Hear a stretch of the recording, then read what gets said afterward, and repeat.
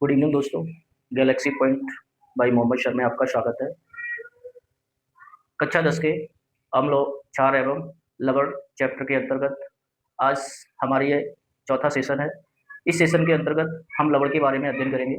लवण क्या होता है, ये कैसे बनाया जाता है, ये कितने प्रकार के होते हैं, इन सारी चीज़ों के बारे में अध्ययन किया जाएगा। तो आइए शुरू करते हैं। लवण क्या करते हैं? लवण, ठीक है।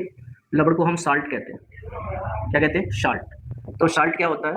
अम्ल और क्षार की क्रिया द्वारा बने पदार्थ को हम क्या कहेंगे? लवण कहेंगे। क्या कहेंगे? लवण। यानी अम्ल और क्षार की क्रिया द्वारा जो पदार्थ बनता है उसे हम क्या कहेंगे? लवण कहेंगे। क्या कहेंगे? लवण। तो इसकी परिभाषा आती है, परिभाषा, ठीक है।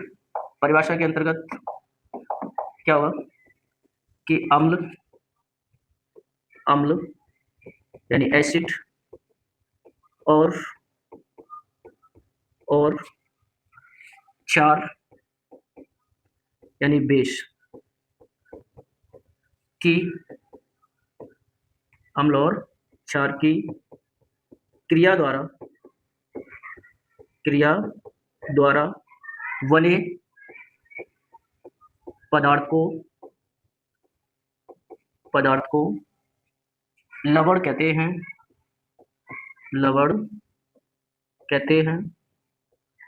ठीक है। तो परिभाषा में बताया गया है, अम्ल और क्षार की क्रिया द्वारा बने पदार्थ को हम क्या कहेंगे? लवण कहेंगे। क्या कहेंगे? लवण कहेंगे। और इस अपक्रिया को हम क्या कहेंगे? उदासीनीकरण अपक्रिया। क्या कहेंगे? उदासीनीकरण अपक्रिया। तो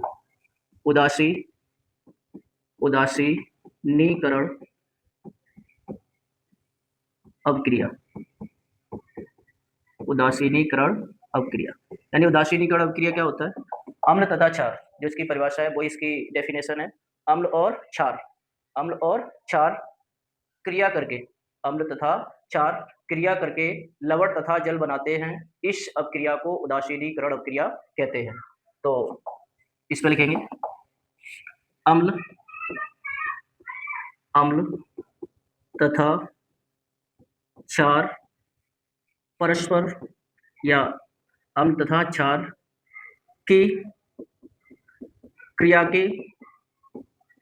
क्रिया के फलस्वरूप लवण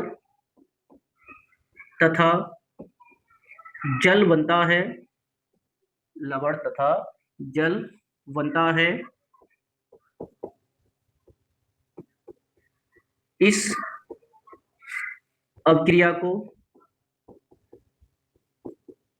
अभिक्रिया को उदासीनीकरण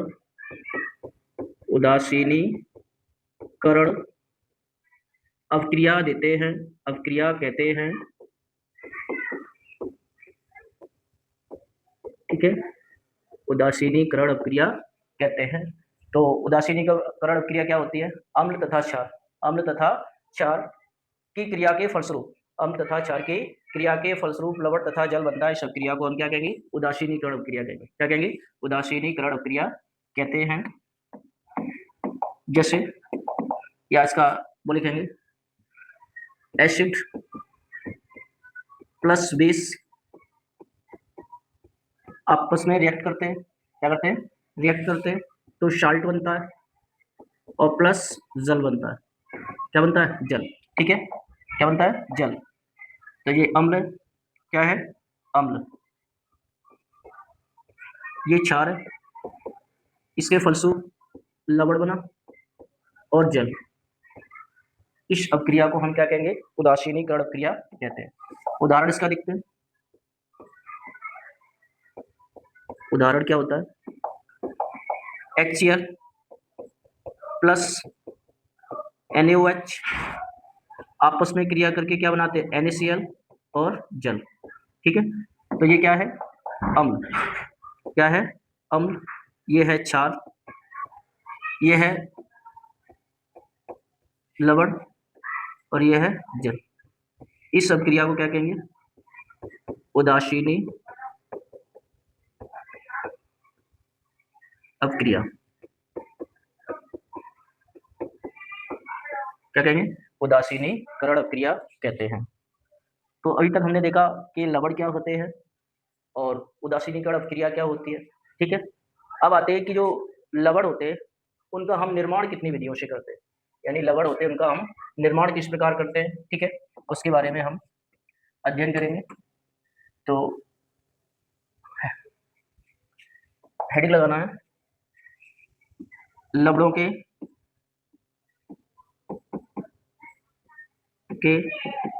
निर्माण की विधियां, यानी लवणों के निर्माण की विधियां। अब जो लवण का जो निर्माण होता है उसके निर्माण की कई विधियां हैं, उसके निर्माण की कई विधियां हैं। तो सबसे पहले विधि आती है अम्ल और धात्विक क्रिया द्वारा। अम्ल अम्ल अम्ल तथा धात्विक क्रिया द्वारा। अम्ल तथा धात्विक क्रिया द्वारा। तो जो अम्ल होते हैं वो धातुओं से क्रिया करके, अम्ल धातुओं से क्रिया करके लवण तथा हाइड्रोजन मुक्त करते हैं। क्या करते हैं? लवण तथा हाइड्रोजन मुक्त करते हैं। तो अम्ल धातुओं से क्रिया करके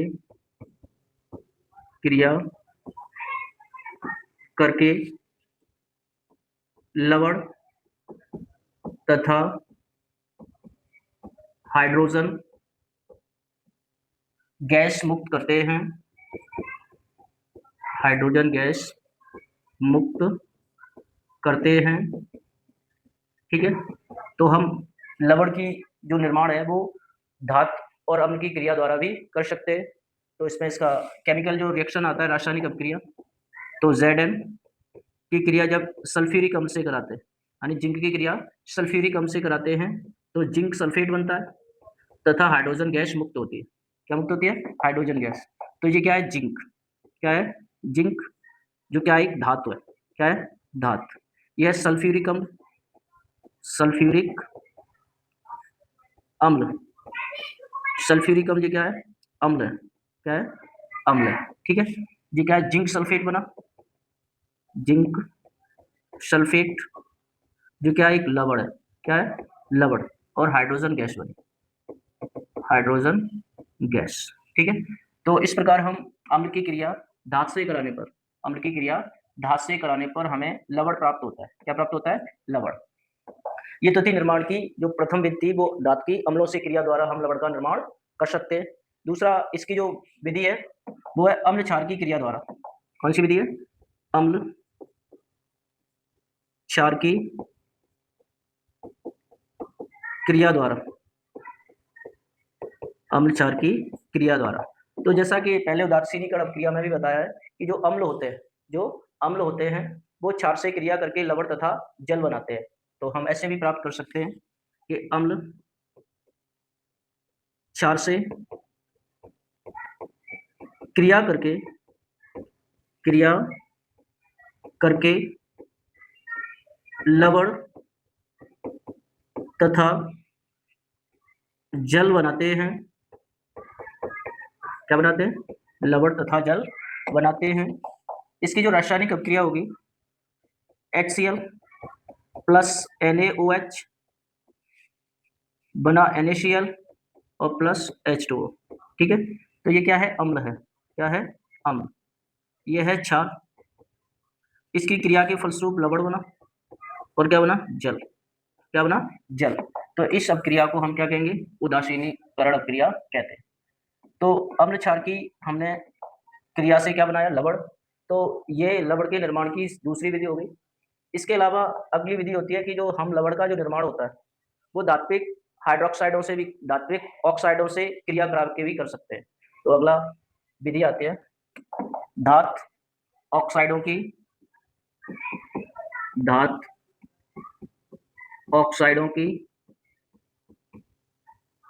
की अम्लों से क्रिया द्वारा,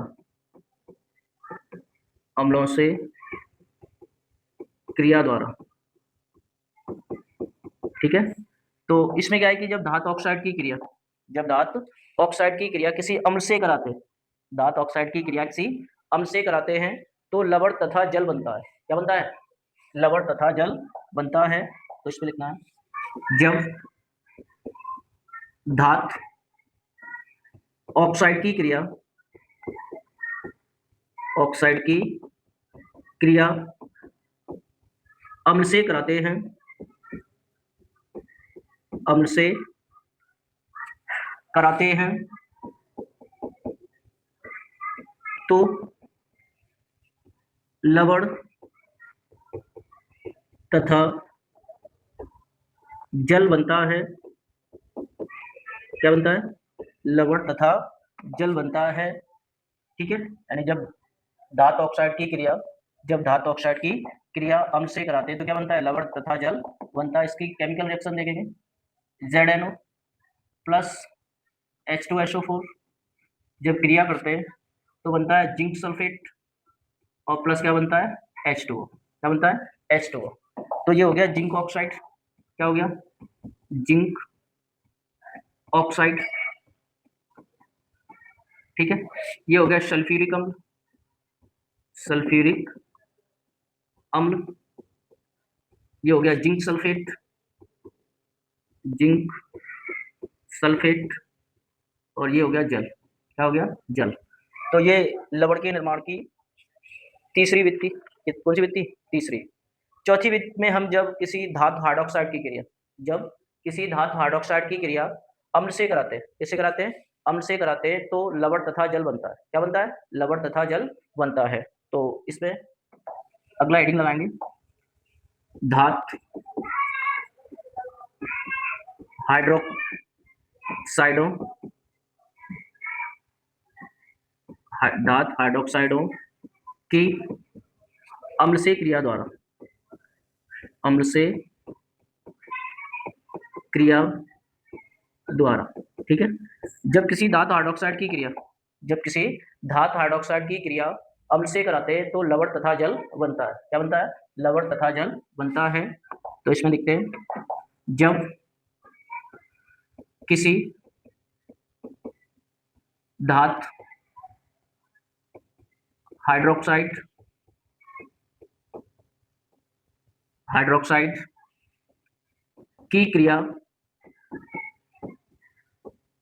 अम्ल से कराते हैं, अम्ल से कराते हैं तो लवण तथा जल बनता है। क्या बनता है? लवण तथा जल बनता है। जैसे CaOH का होल ट्वाइस प्लस H2SO4 तो बनेगा CaSO4 और प्लस 2H2O। क्या बनेगा? 2H2O। तो ये हो गया कैल्शियम हाइड्रोक्साइड, कैल्शियम हाइड्रोक्साइड। ठीक है, ये है सल्फ्यूरिक अम्ल, सल्फ्यूरिक अम्ल। और ये कैल्शियम सल्फेट, कैल्शियम सल्फेट और प्लस क्या बना? जल। क्या बना? जल। तो इस प्रकार हम लवण का निर्माण कर सकते हैं। अब जो लवण होते हैं, जो लवण होते हैं वो कितने प्रकार के होते हैं? ठीक है, इनकी परिभाषा क्या होती है तथा इसकी पहचान क्या होती है, उसके बारे में डिस्कस किया जाएगा। तो हेडिंग लगाइए, लवणों के प्रकार, लवणों के प्रकार। तो लवण निम्न प्रकार के होते हैं, जो लवण होते हैं वो निम्न प्रकार के होते हैं। तो एक हम माइंड मैप ड्रॉ करेंगे। तो लवण 6 प्रकार के होते हैं। कितने प्रकार के होते हैं? 6।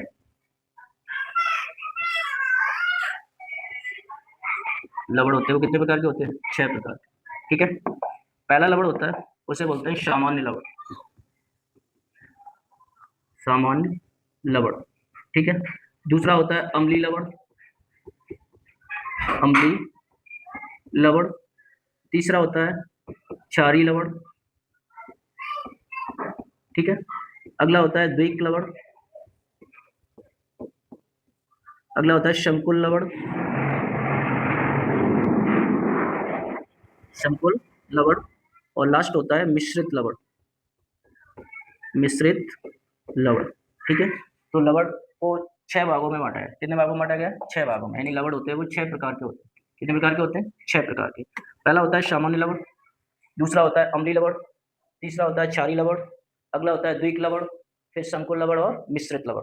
कौन सा होता है? मिश्रित। तो लवणों को 6 भागों में बांटा गया है। कितने भागों में बांटा गया है? 6 भागों में।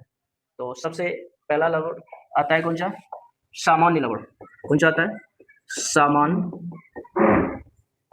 लवण। कौन सा लवण आता है? सामान्य लवण। तो इसकी परिभाषा होती है बे लवण। बे लवण जिनमें बे लवण जिनमें अम्ल के सभी विस्थापनीय हाइड्रोजन परमाणु, बे लवण जिनमें अम्ल के सभी विस्थापनीय हाइड्रोजन परमाणुओं को विस्थापित कर देते हैं। बे लवण जो हाइड्रोजन के सभी विस्थापनीय हाइड्रोजन परमाणुओं को विस्थापित करके बनते हैं, उन्हें हम क्या कहेंगे? सामान्य लवण कहेंगे। तो बे लवण लवण जो जो अम्ल के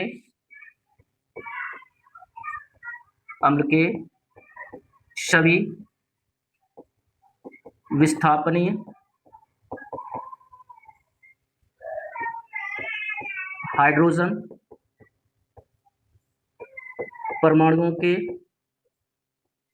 हाइड्रोजन परमाणुओं के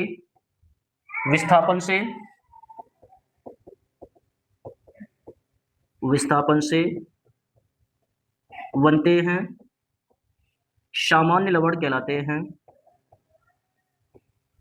सामान्य लवण कहलाते हैं, ठीक है। जैसे NaCl, KCl,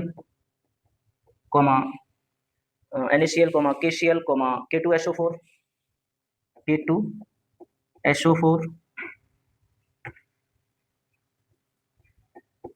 आदि, ठीक है। तो वे लवण जो अम्ल के सभी विस्थापनीय हाइड्रोजन परमाणुओं के विस्थापन से बनते हैं, उन्हें हम क्या कहेंगे? अम्लीय लवण कहेंगे, सॉरी सामान्य लवण कहेंगे, ठीक है।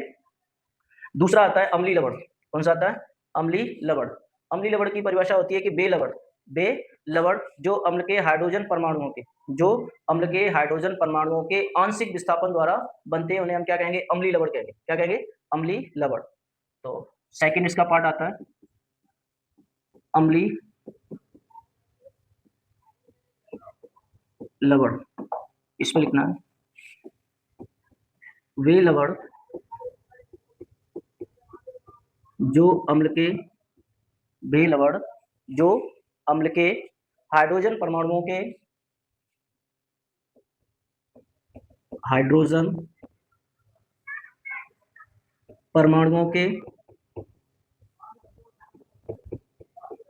के आंशिक विस्थापन से बे लवण जो अम्ल के हाइड्रोजन परमाणुओं के आंशिक विस्थापन से बनते हैं, अम्लीय लवण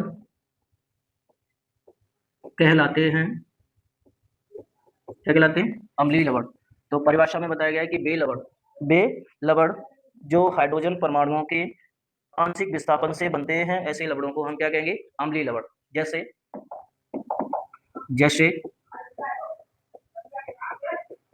NaHCO3, NaHSO4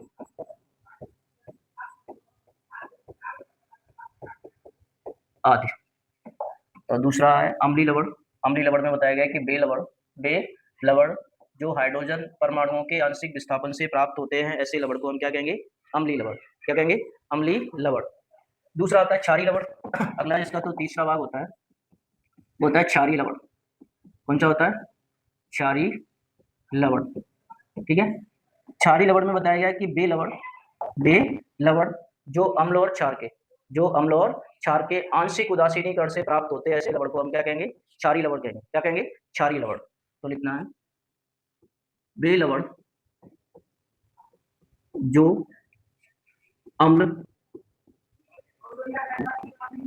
तथा क्षार के आंशिक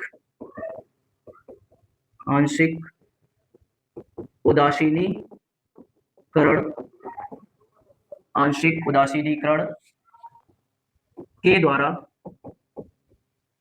बनते हैं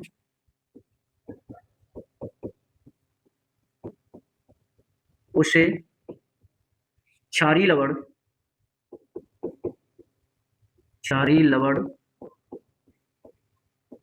कहते हैं। ठीक है, तो परिभाषा है वे लवण जो अम्ल तथा क्षार के आंशिक उदासीनीकरण द्वारा बनते हैं ऐसे लवण को हम क्या कहेंगे? क्षारीय लवण। जैसे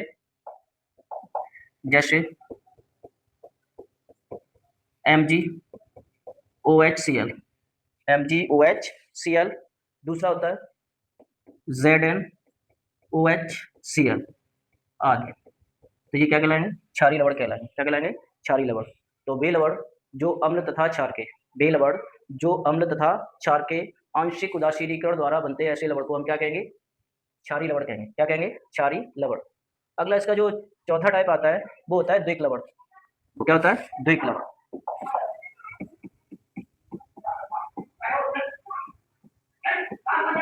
द्विक लवण। तो द्विक लवण में जिसका नाम है द्विक माने दो।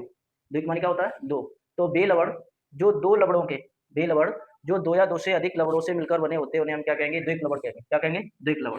तो इसकी परिभाषा आती है वे लवण जो दो या दो लवणों से मिलकर बने होते हैं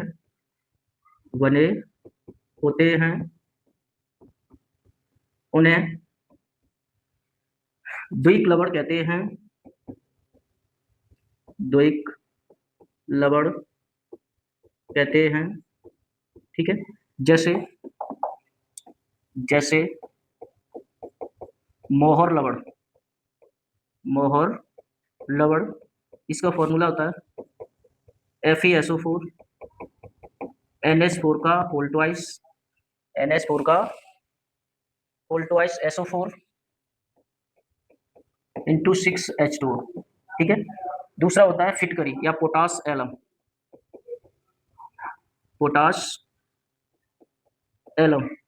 ठीक है, जिसे फिटकरी भी कहते हैं। इसका होता है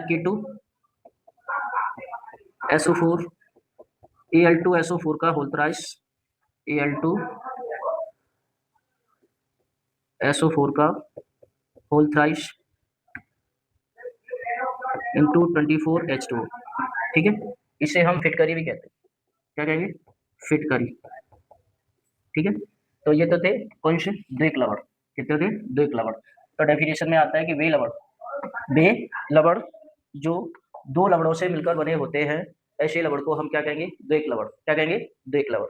अगला इसका जो फिफ्थ पार्ट आता है उसे बोलते हैं संकुल लवण। क्या बोलते हैं? संकुल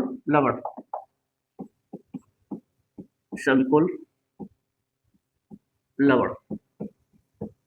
संकुल लवण में क्या होता है कि वे लवण जो दो या दो से अधिक लवणों से मिलकर बने होते हैं, जिनके जो नया लवण जो बनता है उसके गुण मूल लवणों से कैसे होते हैं? भिन्न होते हैं। कैसे होते हैं? भिन्न। तो इसमें लिखना है दो या दो से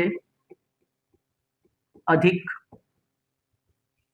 लवणों से मिलकर बने लवण को संकुल लवण कहते हैं। क्या कहते हैं? संकुल लवण कहते हैं। संकुल लवण में लवण के गुण मूल लवण से कैसे होते हैं? भिन्न होते हैं, भिन्न होते हैं। ठीक है, यानी दो या दो से अधिक लवणों से मिलकर बने लवण को हम संकुल लवण कहते हैं। और जो संकुल लवण बनता है उसके जो गुण होते हैं वो मूल लवणों से कैसे होते हैं? भिन्न। जैसे जैसे K4 FeCN का होल ट्वाइस या होल 6। ठीक है, ये कैसा है? संकुल लवण है। कैसा है? संकुल लवण। इस जो संकुल लवण है ना, इसमें है ये धातु आयन। क्या है? धातु आयन। ठीक है, Fe है इसमें केंद्रीय धातु परमाणु, केंद्रीय धातु परमाणु। ठीक है, और जो Cn है ये क्या है? लीगेंड है। क्या है? लीगेंड। ठीक है, कौन सा है? लीगेंड। तो ये क्या कहलाएगा? उपसह संयोजन यौगिक भी इन्हें कहते हैं। क्या कहते हैं? उपसह संयोजन यौगिक भी कहते हैं। लास्ट जो आता है उसे बोलते हैं मिश्रित लवण। मिश्रित लवण। तो मिश्रित लवण क्या होता है? दो या दो से अधिक लवणों से मिलकर बने लवण को हम मिश्रित लवण कहते हैं, जिसमें जिसमें अम्लीय तथा क्षारीय मूलक उपस्थित होते हैं। क्या उपस्थित होते हैं? अम्लीय या क्षारीय मूलक। तो लास्ट जो आता है 6 वाला, मिश्रित लवण। मिश्रित लवण। मिश्रित लवण में क्या है? वे लवण वे लवण जिनमें अम्लीय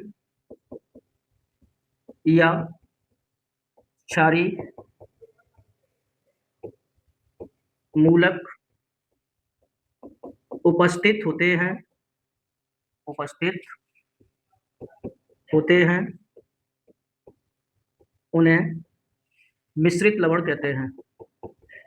मिश्रित लवण कहते हैं। ठीक है, यानी वे लवण जिनमें अम्लीय या क्षारीय मूलक उपस्थित होते हैं, ऐसे लवण को हम क्या कहेंगे? मिश्रित लवण कहेंगे। क्या कहेंगे? मिश्रित लवण। जैसे ब्लीचिंग पाउडर होता है, जैसे CaOCl2 CaOCl2, NaKSO4। ठीक है, NaKSO4 ये क्या है? मिश्रित लवण है। क्या है? मिश्रित लवण। ठीक है, तो ये तो थे अम्लों के प्रकार, क्या थे? सॉरी, लवणों के प्रकार। अब लवण के जो बारे में जो अध्ययन है वो लवण का क्या होगा? जल अपघटन। क्या होगा? जल अपघटन। ठीक है, अगला टॉपिक है लवणों का जल अपघटन। लवणों का क्या है? जल अपघटन। तो जल अपघटन में क्या होता है कि जब लवण के जलीय विलयन में लवण के जलीय विलयन में, ठीक है, या वह प्रक्रिया जिसमें लवण जल के साथ अपक्रिया करके वह प्रक्रिया जिसमें लवण जल के साथ अपक्रिया करके अम्लीय या क्षारीय विलयन बनाता है। अम्लीय या क्षारीय विलयन बनाता है, उसे लवण का जल अपघटन कहते हैं। तो इसमें लिखना है वह प्रक्रिया जिसमें लवण जल से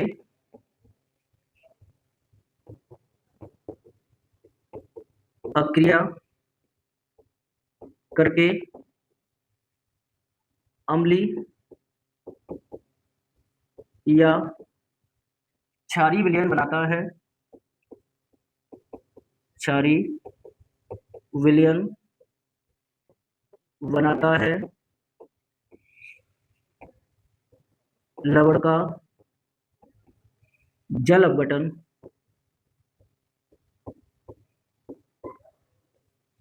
कहलाता है। क्या कहलाता है? जल अपघटन। वह प्रक्रिया जिसमें लवण जल के साथ अपक्रिया करके अम्लीय या क्षारीय विलयन बनाता है, उसे हम क्या कहेंगे? लवण का जल अपघटन कहेंगे। जैसे NaCl, Na2SO4 का जल अपघटन। ठीक है, तो इसका हम जब जल अपघटन करेंगे तो Na का जल अपघटन करेंगे तो बनेगा सोडियम आयन और प्लस क्लोराइड आयन। क्या बनेगा? सोडियम आयन और क्या बनेगा? Chloride ion. ठीक है, इसी प्रकार से हम जब सोडियम सल्फेट का, तो Na2SO4 इसका जो जल अपघटन करेंगे तो सोडियम आयन बनेगा और प्लस सल्फेट आयन बनेगा।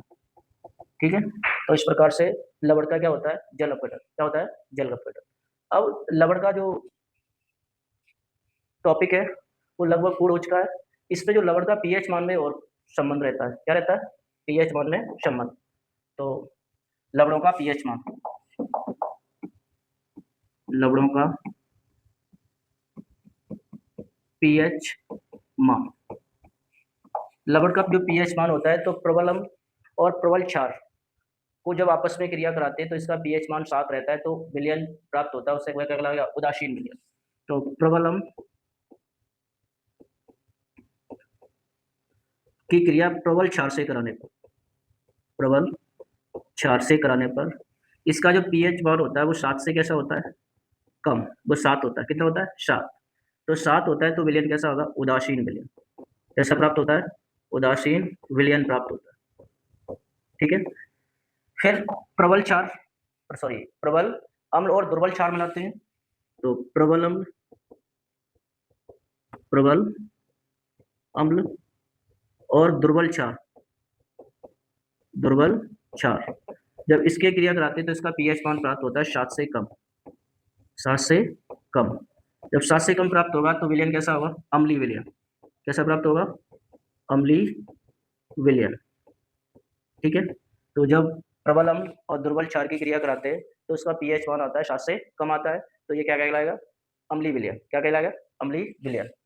फिर आता है प्रबल क्षार, प्रबल क्षार की क्रिया दुर्बल अम्ल से कराते हैं, दुर्बल अम्ल से कराते हैं, तो इसका पीएच मान होता है 7 से अधिक, 7 से अधिक।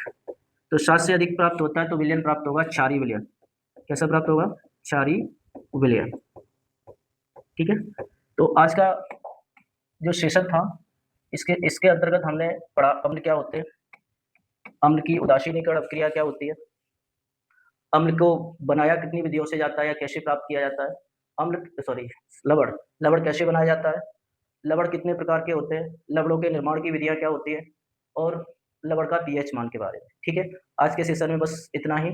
यदि आपको हमारा वीडियो पसंद आया तो लाइक, शेयर और कमेंट कीजिए और अपने दोस्तों और सहपाठियों को सेशन को शेयर कीजिए। धन्यवाद।